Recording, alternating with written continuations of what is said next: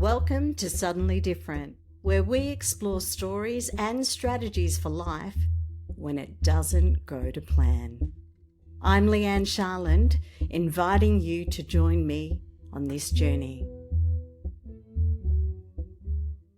Imagine waking up at 18 and not being able to walk. Then imagine waiting 12 months just to get the diagnosis and find someone to do surgery on you. That was the moment Leigh Skinner's life changed forever, and the beginning of the story that would test every part of his being.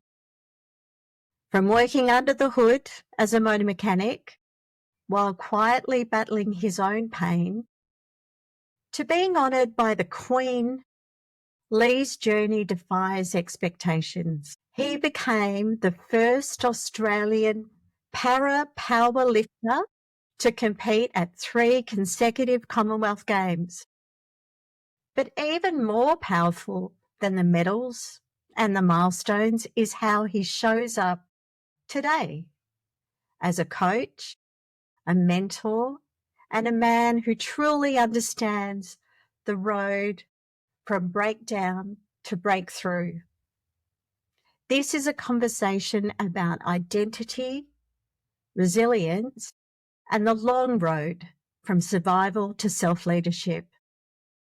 Leigh's story is a powerful reminder that sometimes life breaks us open, not to end our story, but to begin a new one. Leigh, thank you for being here. I know parts of your story aren't easy to tell, but I know that you're full of courage and you're an open book. Yeah, thank you, Leigh-Anne. That was a beautiful intro. Thank you. And that creates emotion, which is good though. Sorry if I have a little tear, but yes, that's I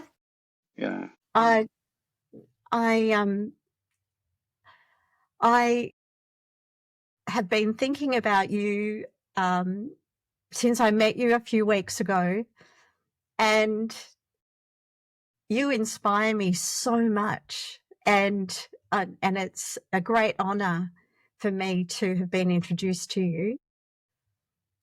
And I can't imagine what it's like to be you. But those who are close to you must be in awe of what you have done. Yeah, like, I'm just dad and husband, just a bloke, I'm nothing special, no one different to anybody. Yeah, I have some issues and struggles and stuff going on in my body and things, but yeah, I'm just dad to my kids, husband to my wife, and they just see me as that, not as the athlete or the coach or anyone special. Yeah, so I just walk around the house and I'm dad, husband. Pretty cool. Very blessed with my family. So that's wonderful. And don't you have a grandbaby? I do now. Yes, our daughter. Yeah, she had a little girl. So I think she's 14 weeks or so now. And yeah, she's absolutely beautiful. Our first grandchild. So life is good. Life is good when you become a grandparent. Love it. Best thing ever. That is amazing. Yeah. I wonder, when you were that young man who woke up that morning unable to stand up, whether you thought that one day you'd be a granddad. No. It was when that happened, and I didn't even know I could become a father. So for a long time, we didn't know that I could bear children, and we're just blessed that I can. So, and that time back then was it was different, out of control, crazy time. So glad that I could have my own children and now have grandchildren, which is super cool. Very blessed. Creating a legacy. Yeah. So, so the journey from that first day to getting a diagnosis was challenging because of the era that it was in? Spinal, Yeah. We didn't have the technology we have now, like with MRI scans and PET scans and all that. We had, doctors. This is back in the 80s, and so 80, 82, 83. And it took them 12 months to work out what had gone wrong in my body. So my story is that I woke. It feels like one morning it happened, but I think it was over a gradual period of time that I lost the function in my legs. And growing up as a child in the 70s and 80s, I was an athlete at school, went to all the, school carnivals and won the races and long jump and high jump and all those things, and played soccer. But I wanted to play rugby league, but mum wouldn't let me, so I played soccer for 10 years to that point. I used to race my dirt bike, I had dirt bikes and stuff. I always thought I wanted to be Mr. Motocross, like that'd be a cool thing back in the 70s and early 80s is dirt bikes, and I loved it. So we raced every weekend, and it just got to the point one day where I couldn't kickstart my bike. I couldn't change gears. So I lost function in my left ankle, and I couldn't run anymore, and I couldn't play soccer. So the coolest part of that story was my boys that I played soccer with, the coach, and all my teammates said, "Mate, do you want to just go in goals and we'll just protect you?" So, excuse me, they let me stay in goal. They put me in goals at forward. I was a striker, so they put me in goals, and I couldn't kick the ball, but I could fall on the ball, and the ball was, kicked at me. So the boys the fullback and that I used to work with him, and I'd throw in the ball and he'd boot it up the field. So yeah, it was cool. That was my last year of soccer and last year of any sport for a long time. That's where my world changed back when I was 18, 19. Different to today. And those wonderful teammates that you had that made sure that you were not left behind. Yeah, exactly. You were with them. They're a special bunch of guys. So it's very, cool to have that back then, back in the, we're back in what would be 80s, early 80s. The boys just gathered around and, helped me play soccer, lived out my childhood dream, playing soccer for one last year. So I think it was probably about halfway through the year that it happened. So for the second part of the season, they put me in goals and, supported me through the whole year, which was pretty cool. I was blessed. Lucky young man then. And then I know that you moved to states of Australia. Yeah. And life didn't pause. You went on working, living with the condition after you'd had surgery. But under the surface, there was so much more happening. What was it like for you coping with being normal in a slightly unnormal body? Yeah, look, it was different back then. See, I could walk, but I couldn't run, I couldn't jump, I had no muscle strength, so all I could do was stand up and walk around the house a little bit. So I'm a mechanic by trade, and it was halfway through my apprenticeship when this happened. So the company I work for used to work for Mercedes and Toyota. They actually helped me get through the rest of my apprenticeship, but unfortunately, the day that I come out of my trade, they sacked me.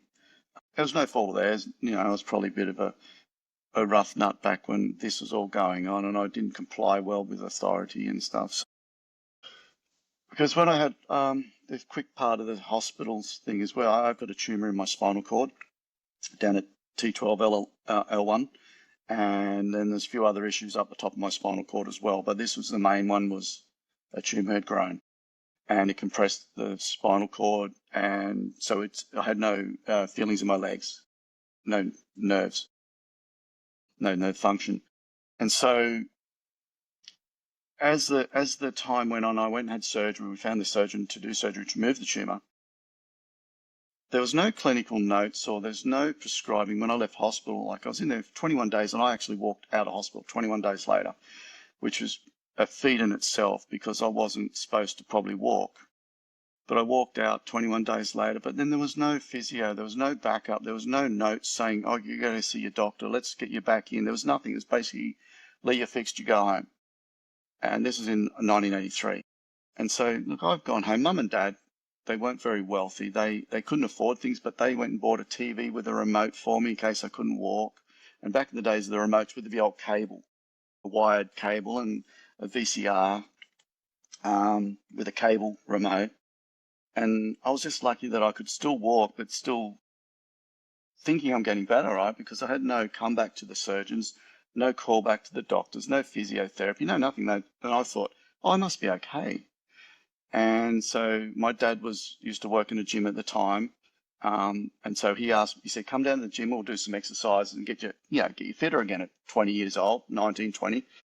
And I went to gym and started training, and Dad would help me out, or his guys down there would help me. But unfortunately, what happened was, which we now know, that once your nervous system or your spinal cord's damaged, it's damaged pretty much forever till we find a technology that can repair that.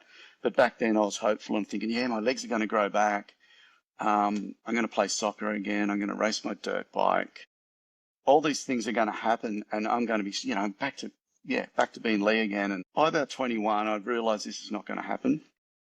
And so I think what happened then as 21-year-old, and just used to get depressed a lot. Used to think about all the bad things in life.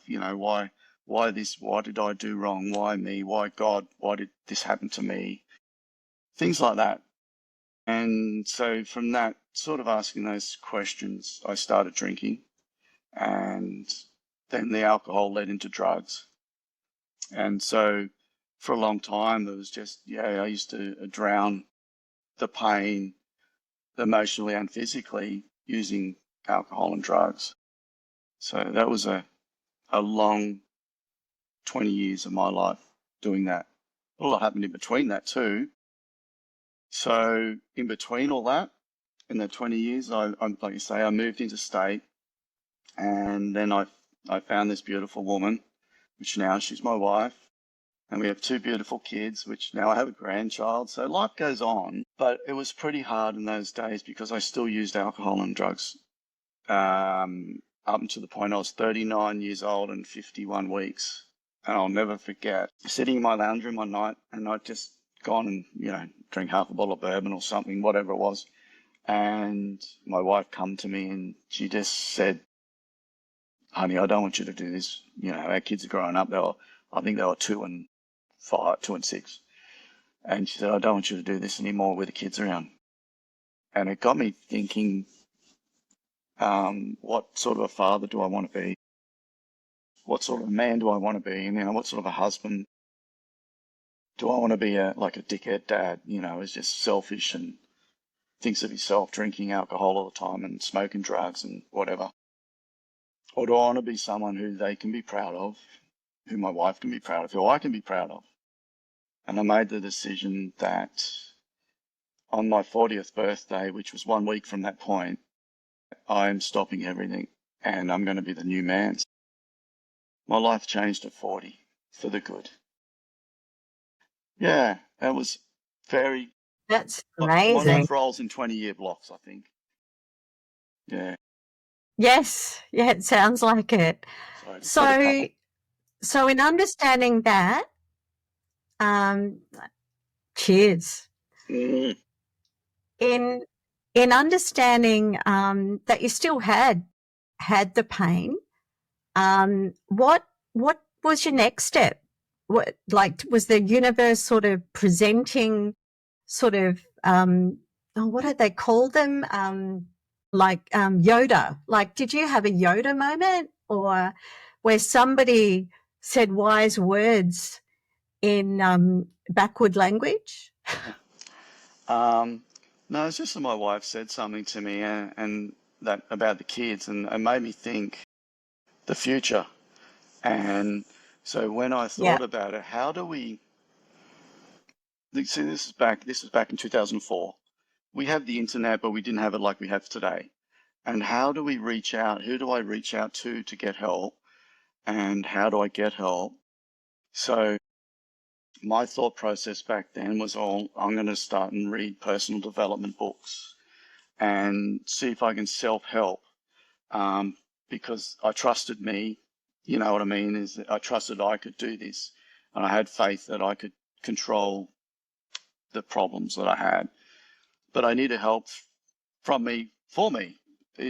So what I did was I started listening to CDs back in and tapes. I don't know if some of your listeners might not remember, back in the old days, we used to have little cassette tapes and CDs and things, and then I started reading books, and it's just started to flow from there.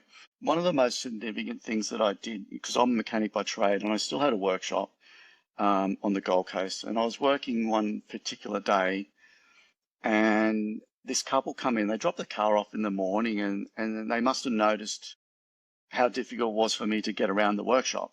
You know, I didn't have a wheelchair, but I could still walk, but I couldn't. I struggled.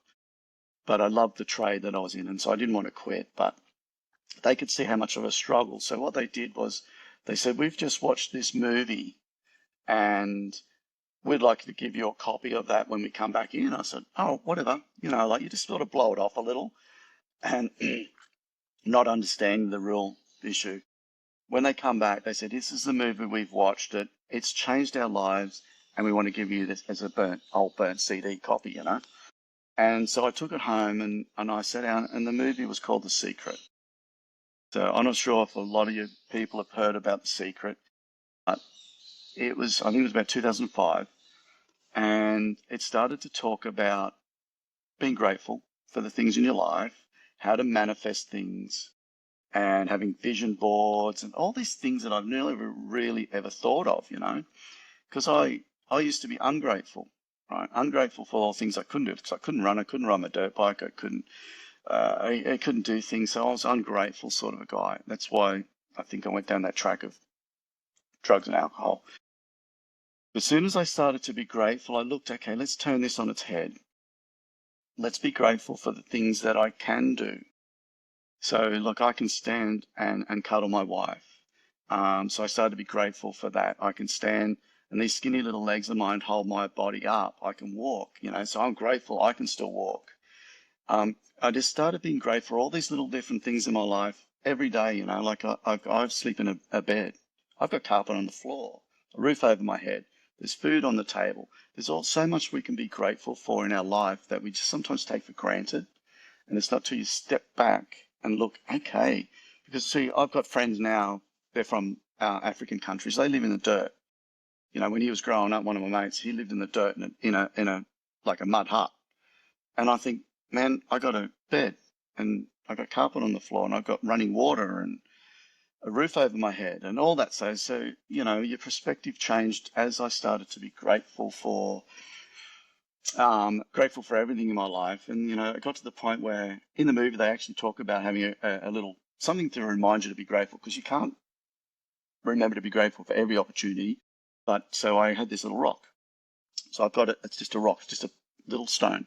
And I found it in the garden. So I found that probably over 20 years ago, or about 20 years ago.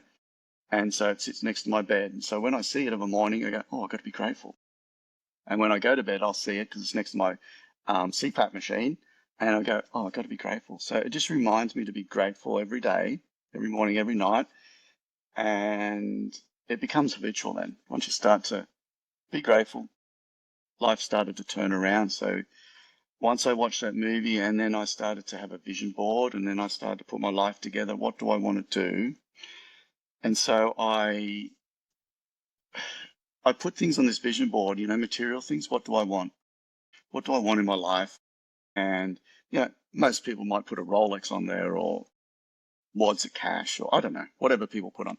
But I put on there, I wanted to be a coach, and I still wanted to be an athlete and all these things. But like, I didn't know how to do any of this stuff because my body just didn't work in the way that it needed to anymore.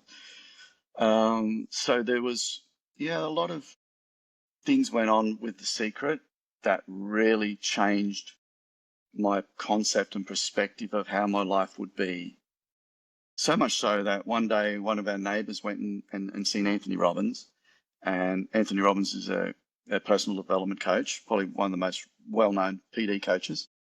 And she went and seen him, so she gave me his CDs, and I brought them home, and she just come down out of the blue and asked me, would you like to have, you know, look at my CDs? Like, okay. And it's funny how people don't know what you do personally, but they just offer stuff.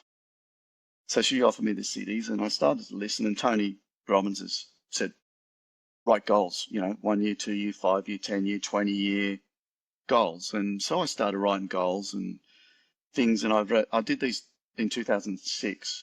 And so I've still got the book. I wrote them in, the date and everything. And I thought, if this stuff works, The Secret and gratitude and all that sort of stuff, if this really works, I'm going to set my 20-year goal as the biggest goal ever and just see what happens. If it works, happens, I know this stuff works, right? So I thought, what can I have? I went, I want to meet the Queen.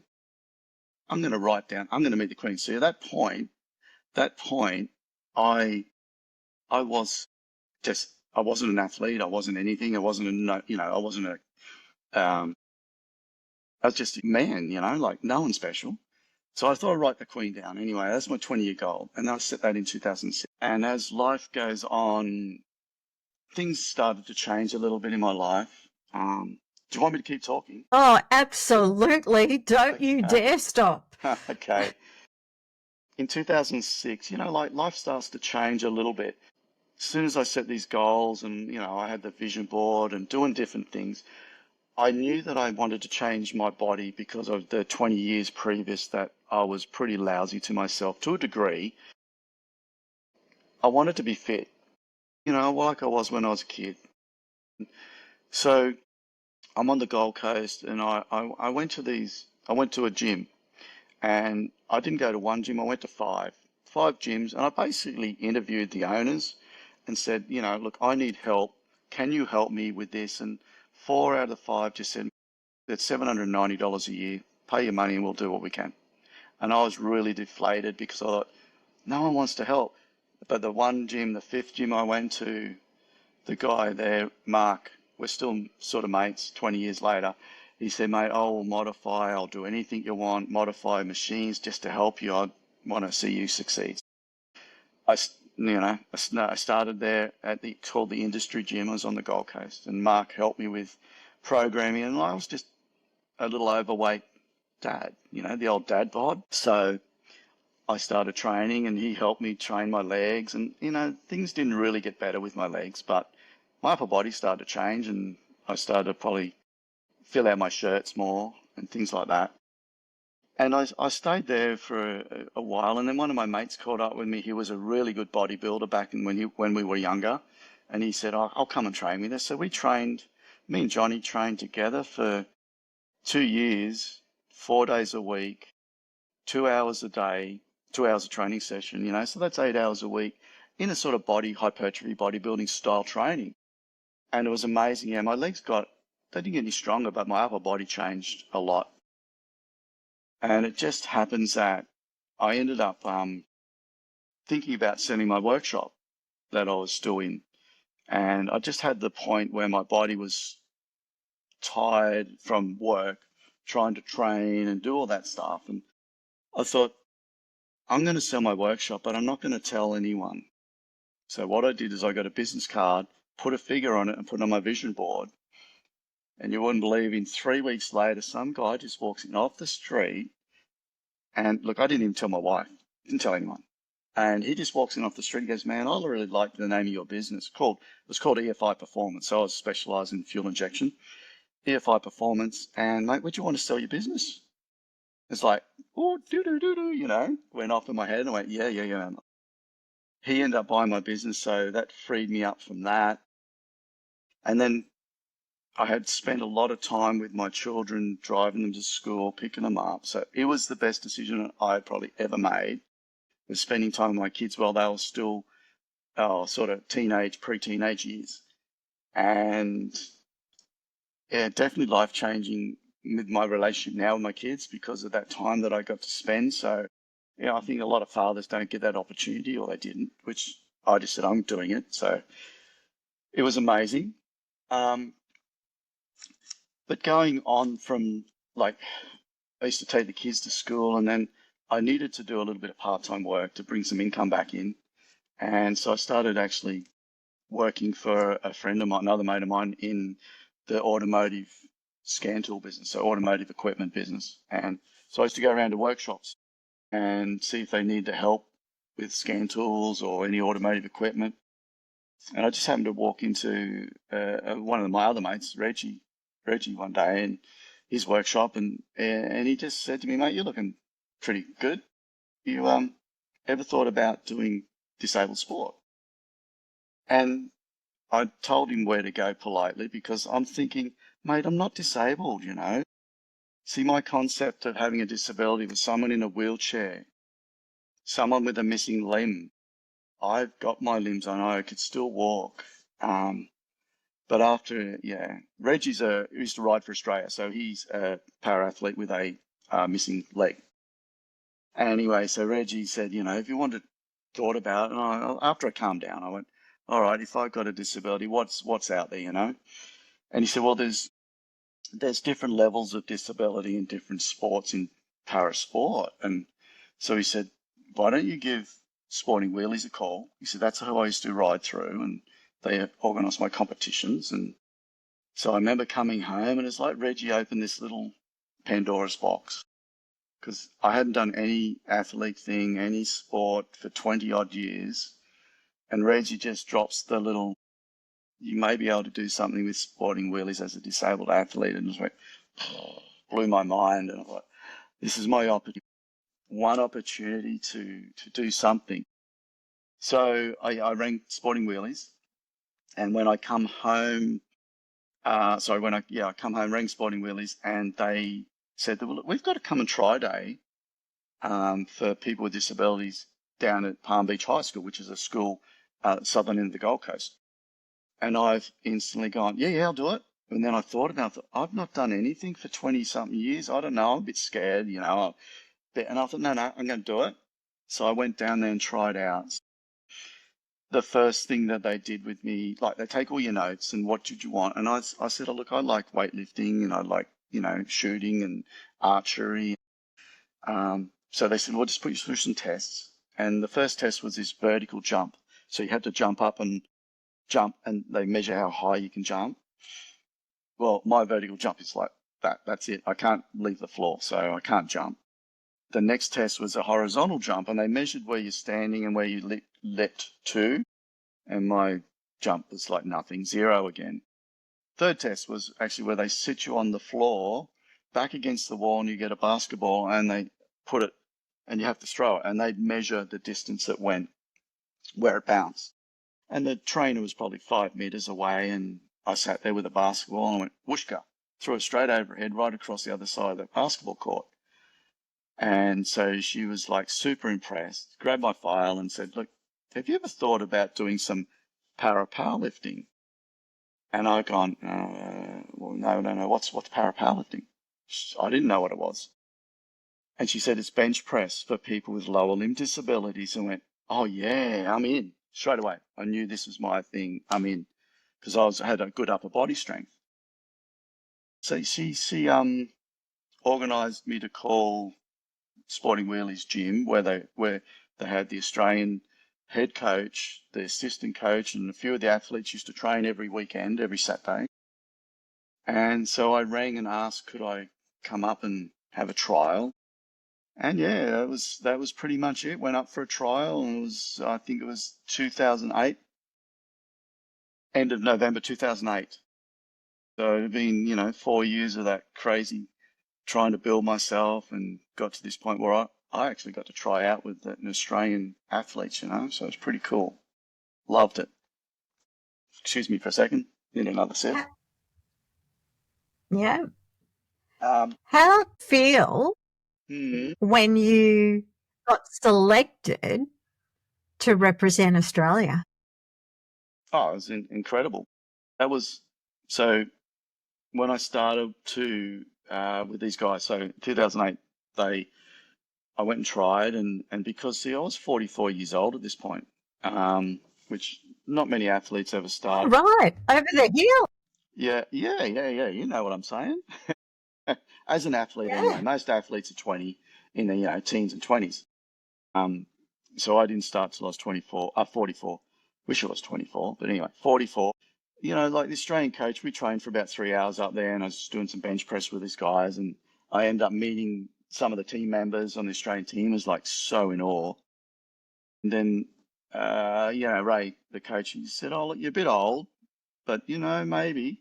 And I was lucky that I had the assistant coach was there. And this is where Bill's the assistant coach, and we're of a similar age, bar 3 days.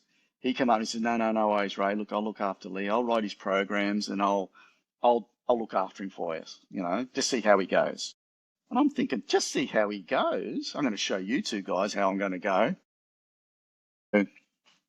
Yeah, I come home and I think Bill wrote me a program to start training. And so I started training and then, went up there on Saturdays to train with some of the guys and just as a gym member. And it wasn't until March 2009 that they had this competition. They said, would you like to come and have a go at the competition? I went, yeah, I'd love to. So I'd not done anything like that for such a long time. And I remember being so scared, nervous that I had to wear a lifting suit, which is a Lycra suit. And my body doesn't look good in Lycra, unfortunately, but that's the way it is. And like it was only family and friends there at this competition, but so I actually lifted enough weight and did a good enough job to become selected to be on the Australian team. So 2009, March 2009, I became an Australian Paralympic or para athlete, which is very, very cool. Super cool. Huge. Yeah, Huge, gone from huge, where huge. I've come from to where I ended up is it's a massive, massive thing. That's where my life changed, really. It's gone from, being silly and feeling sorry for myself for 20 years to actually being proud and making my family proud of the things that I've actually achieved. 2009 was a whirlwind. I got a scholarship with the Australian Institute of Sport in Canberra for high performance scholarship. And from that, then we went and did my first international event, second international event, third Commonwealth Games in 2010, went to Delhi. We had the world titles. So I've traveled all over the world competing for Australia for nearly 10 years. Almost 10 years of, consistent. Been a lot of injuries. 3 Commonwealth Games, so 2010 and 2014, 2018. So I decided to retire from Para-Powerlifting in 2018 here on the Gold Coast. We had the Commonwealth Games here. And the reason was because I was 54 and I'm competing against guys that are 20 and 25 and 30 years old, which as a male, we know when you're over 50, you start to lose your strength. And no matter how hard that I trained, I'd still get a little bit beaten by these guys. Kind of lifting. I used to lift probably bench press over 1 million kilos a year, every year to be competitive. And it's a lot of weight. And unfortunately, I had a few injuries with my right joint blew out and frozen shoulder and posterior labrum. And I had a lot of issues, arthritis. So my right shoulder joint became arthritic after all the years of beating it up with those millions and millions of kilos. But when I think back, it was worth it. Every bit of pain that I get from my shoulder or had got from my shoulder is worth the effort. And I got to retire in front of my mum and dad. That is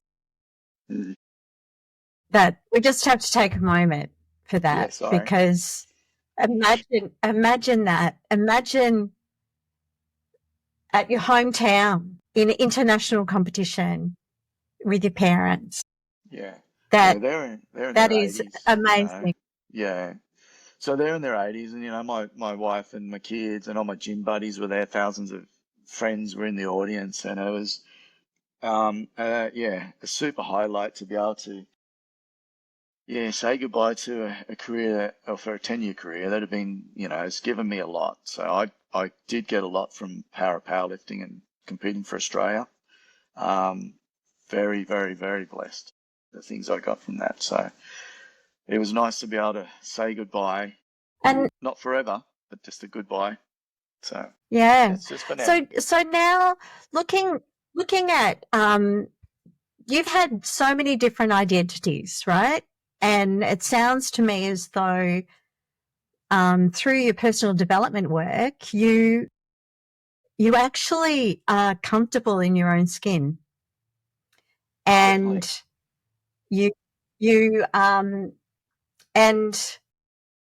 and for you, it feels to me as though for you, it's not only about you. It's about those around you, your family, your community, your country, and the legacy that you can leave. Yeah, definitely. Most definitely. It's not about me, you know, like, yes, I do all the hard work. I go lift the wall. I went and lifted the weights, but it's not about that. It's about my kids, you know, like, and I look at a piece of rope. An old saying in leadership is you can't push a piece of rope, but you can pull it. So what I try and do is set an example and pull my people with me. So pull my wife and kids and family and friends and say, I'm leading the way. Let's go, you know, and don't stop. Don't stop till it's done. So I think that's how I try and create a leadership feeling in myself and with my community. I'm not the leader. I'm just the one that does the crazy stuff, you know, to get to try and get people around me to understand that, hey, life is short and we never know when it's going to end one day, and you want to finish up with nothing left in the tank. That's it, done. You know, you want to be able to, all the dances are all done. So I think it's why we just don't stop. And now with, you know, part 2 of my life, or part 3, there's different pathways I'm taking. And the identity thing, yes, I did struggle with when I retired from being an athlete. Momentarily struggled with that identity thing, but like, I'm not Leigh Skinner, the Para-Powerlifter anymore. I'm not Leigh Skinner, the disabled guy, or any of that. I'm just Leigh Skinner. And that's the way it is, you know, like, I don't want to be, look, I love to be known as the guy who lifted a heap of weight or done all those things, but it's not an identity. I'm just Leigh Skinner, you know, son of Margaret and Bruce. So, yeah, husband of Vicky, you know, so just a dad trying to make a difference. That's it. Yeah. That is amazing. And I know that you're coaching. I know that you've got upcoming opportunities where you will make your country proud again with the people you're supporting. Yeah, look, I've got a couple of athletes, you know, started probably December 2023. So it's just ironic. I went into hospital in 2023 and got a whole new shoulder joint because it had so arthritic and that. So I went and got a whole new shoulder joint on my right shoulder. And at the same time, I'm doing recovering. And a mate rings and he said, "Oh, look, I wonder if you can teach me how to do para-powerlifting." And I said to him, "Oh, mate, I'm just recovering." It's the same second day after surgery. I think I just needed to have a bit of a break. And so I said, "Mate, can I let you know probably after Christmas?" That was Christmas 2023. And yeah, so I had a couple of weeks thinking about it and I went, you know, what is the next step for Leigh Skinner? You know, I've been the athlete, I've been all the other things, I've been a mechanic. I used to build race cars and do all sorts of stuff. What's next? And on my vision board years and years ago, I wanted to be a coach. So I thought, no, I'm going to do this.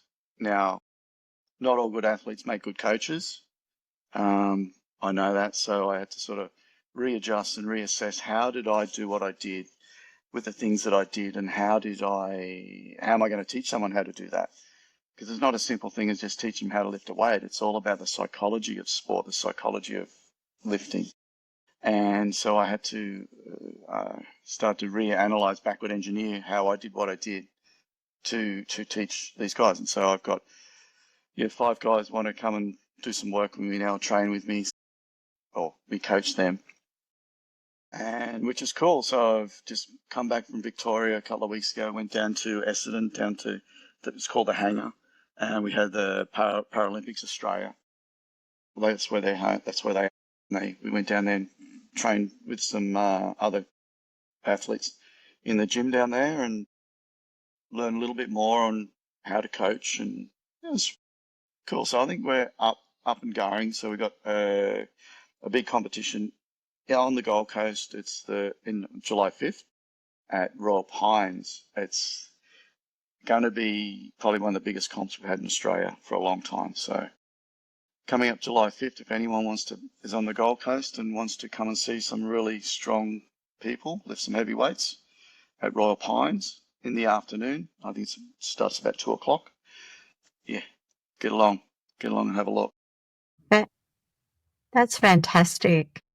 Well, as I said at the beginning, I'm in awe of you, and I like, this is a new area for you, and being a grandparent, as I'm a grandparent too, it is wonderful to see those children look up look up at us as grandparents and be proud of us. Yeah. To know that we are trying to make a difference. We're not passengers in the train. We are driving forward. 100%. You know, And we are lucky. We're both lucky. We are both grandparents, and it is such a blessing, even to have children. You know, just to have children, and then because a lot of people, you know, as my daughter sort of found out, it's hard to have kids these days. A lot of people struggle. So yes, we are very lucky to have children and have grandchildren, and I think that we just keep moving forward. And even though I'm 60 years old now, I still want to compete. I still want to do the things that I want to do. But unfortunately, my body sort of lets me down a little bit. So I'm now probably determined to help other people, maybe hopefully achieve some of the great things that I achieved, you know. Like we didn't mention meeting the Queen or anything like that either. So that's... I know. Well, I mean, this Queen, well, have you changed your pin-up girl, or is she still there? She'll always be there. I met her in 2014. Story is because I put on my vision, it's one of my goals to see if this crazy process worked. That was in 2006, and it was in 2014. I was at Glasgow, Commonwealth Games in Glasgow in Scotland, and not even thinking about the Queen or anything like that. Leading up to this comp, I had some major, body issues going on that it was like the universe was trying to stop me and wanted me to see how hard I could push my body to actually go to this comp, because I made a decision, I'm going to go to Scotland, and I don't know why. But I thought I'm going to represent a country again, because I was just after my shoulder first injury. And, you know, like I'm a year out or 2 years out, and I'm started training again. And 1 year out, I ended up having a brain bleed, and I pushed my body so hard that I ruptured a vessel in my right side of my brain, which was, pretty significant. It's the sort of thing that I don't want to have to do again, ever do again. After neurosurgeons and discussions with the neuros, that it wasn't going to kill me. It was called a cavernoma, which is a vessel of vein. It wasn't going to kill me, but it would create headaches. Anyway, so I went back to training, but I just modified the training, how we did that. So I was doing some pretty crazy things I was 49-year-old man back then, lifting some crazy heavy weights and doing stupid things, but modified that. And we still, you know, a week out from the competition, we had one competition in Australia to qualify for Scotland. And the weekend before that qualifying comp, I dropped 173 kilos on my chest. Just rolled out of my hands and smashed my chest, broke my ribs. And that was a week before the only competition that I had to go. So I remember that took a lot of, I suppose, willpower and things to overcome the pain and still compete heavy enough to actually, so I qualified for the Commonwealth Games in Scotland. At that event, I come second in Australia, and with broken ribs and stuff. I remember sitting in the warm-up room just chanting to myself like a Rocky movie, you know, no pain, no pain, no pain. And I didn't feel the pain in the lift, and I didn't realize how much it did hurt till, because my son videoed me lifting, and it wasn't until I went to sit up that the look on my face from when I looked at the video, I went, oh, geez, that must have really hurt, because I just got in such a state that I didn't feel it. And that's the only way I could get through the competition and get to go to Scotland. So Scotland was probably one of my biggest achievements. And so when I was in Scotland, I don't know why I had to go there. The universe was just trying to stop me, and I was kicking these doors down, going, no, I'm going. So when I'm in Scotland, we go probably 2 weeks before your actual competition. So you got training and everything over there, climatizing and everything. And I remember we went to training one day, and I'm back in Scotland in the athletes' village in an ice bath. No, who figures this? In Scotland, I'm having an ice bath. But anyway, that's what we had to do for recovery. And word come around the village that the Queen was going to come to the village. And I remember being so excited, ultra excited, because this is the goal that I'd set back in 2006. So 8 years ago, it was my 20-year goal, that the Queen was going to come to the village and I might get the opportunity to meet her, you know. So I remember getting out of the ice bath, getting dressed, and being first in line. She was coming to the food hall, and I was first in line. Kicked everyone out the road. I'm first there. I'm standing there, and like, she's come in, and there's this beautiful, beautiful little lady, and she was just like my grandmother. You know, she's only probably, I don't know, 5'4" or something. And she had this blue hat and she's right here, and I'm, here. And we didn't talk, but she was just there right in front of me. It's like, wow, this is what dreams are made of, you know? The goal that I'd set back in 2006, I just achieved that without even knowing how to do it. I wasn't an athlete or anything back then. And when I became an athlete, I didn't become an athlete to meet the Queen. It was just, I met the Queen when I was an athlete. And because I set the goal. So now a real big believer of everything I put down, and gratitude and vision boards and manifesting things in my life is huge. Because I set that goal 2006, so in 8 years, it come to fruition. It was amazing. One of the coolest things, and it's interesting because I struggled with brain bleeds, I struggled with broken ribs, and I don't care. I just kick the doors down, so I'm going. I had to prove to whoever how tough I was, and made it through. So it was interesting. It was cool. Very cool. That is amazing, and the millions and millions of people who give up before they've even started. They just totally disqualify themselves from the race. Yeah. Before they even start. And you were so determined. You'd set your goal. You listened to advice about your body. You worked hard and you did it. Yeah. Yeah, it's pretty cool. You did it. Yeah, I did it. At the end of It the is day, amazing. it's a team effort though, like it's, I do the work, but you got to have good support. So I think probably the biggest thing for people take away is you got to have a good support. Now, it's really hard to do stuff on your own.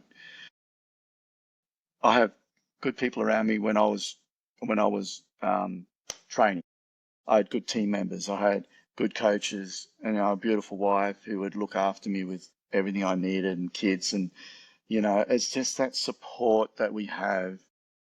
You've got to cement that in, because I know, like you say, people do give up, but why do they give up? Maybe they need to just check on their support network or have better people around. I don't know what their answer is, but I was lucky because I have a good support. My family are great. My mum and dad and my brother and sister and everything. So, yeah, that's probably why I get the energy from, you just sort of pushed along a little and try and pave the way for others. And we need, that self-leadership that you've shown. You have to have that yourself. You've got to, you can be led, you can have role models, but you have to make a decision, and you got given so many tools. I mean, Tony Robbins, I mentioned to you earlier that I was at Date with Destiny with Tony Robbins in Cairns, and I turned around to have his baseball cap rim touching my forehead. Like, my God, he's a mountain of a man. Yeah. But again, he's life-changing. Not for everybody, but there are coaches and leaders out there, and for anyone who's having trouble getting motivated, seeing the future, get people around you, read some books, and think about what it is that your dreams were. Yeah, that's it. Before. I think you've hit it on the head there, you know. First thing I had to do, and the hardest thing I think for anybody to do, is what do you want? Work out what you want first. And then once you know what you want, sometimes it's easy to find someone who's already done that or got that and follow them. Follow their footsteps because they've made the path. It's like I've made the path for what I've done. That's why I love coaching now. I can coach people to follow my pathway and they should end up with the same result. Yeah, you just have to have a good network around you, but yeah, find something that you want. The hardest part's finding what do you really want. I knew as a kid, I was 5 years old. Quick story, sorry, I got all these stories. But 5 years old, I knew I was going to be a motor mechanic. And my mum told me this story many years ago. And she said what happened was at 5 years old, I went down into our garage, which is separate from the house in our old, when we were kids. I was 5 years old and I pulled my dad's lawnmower apart. I pulled the top off it and the pull starter, and at 5, right? And my mum got cranky with me and she stuck her head in the garage and said, "You put that back together before your dad gets home." And she said, "The little bugger, he put it all back together." So I put it all back together before Dad got home, and she knew that I knew I was going to be a mechanic in my heart. You know, I don't have any mechanics as family, so they're all carpenters and butchers and stuff. So I become a mechanic and loved it. Still love it, but I struggle to do it now. But yeah, used to build race cars and yeah, loved to work for race teams. And so yeah, it's just, you got to find out what you want. Once you find out what you want, it's pretty easy. Hard work and just follow your dreams. Don't stop. My thing is don't stop till what? I don't know. Don't stop till you get it. Till you finish. I like it. Yeah, don't stop till. And Don't you can stop fill in till. the blank. Don't stop. Just keep going. And that's what I did with the powerlifting, you know, like I was supposed to retire in 2011 when I popped my shoulder and all those injuries happened and all the coaches said, "Nah, you got to quit." And it's like, no, don't. I'll stop when I'm ready. My body will just have to suffer. And it did, and it does. Yeah. But yes, Yeah. and the mind is very, very strong. We're very powerful in our mind, so we just got to understand that we're more powerful than anything in the world. So true. We are. Yes. Yeah. Well, I thank you from the bottom of my heart for being my very first guest on the Suddenly Different podcast, and I wish you every success. I will be following you like a stalker, and I thank you so much. Oh, look, you're welcome, Leigh-Anne. Like, this is it's something exciting for me too. Like, I love doing podcasts, but to find someone who has difficulties and wants to help others is pretty cool. And I love you for that. Is because, yeah, too many people want to take, you know, in the world, and I think there's a few of us out there that we just want to give. And if we can stick together and just keep giving, you know, it's got to be cool. Fills us up. So thank you for allowing me to fill up my cup today with you. That's great. Thank you. All right. You're welcome. Will you take care? All Thank right. you very much. Bye. Okay. Bye-bye. Bye. This has been Suddenly Different. I'm Leigh-Anne Charland, and I'm so grateful you shared your time with me. If you felt a spark, a tear, or a moment of recognition, I hope you'll pass that gift along by sharing this show. Take a deep breath, trust your path, and I'll meet you back here soon.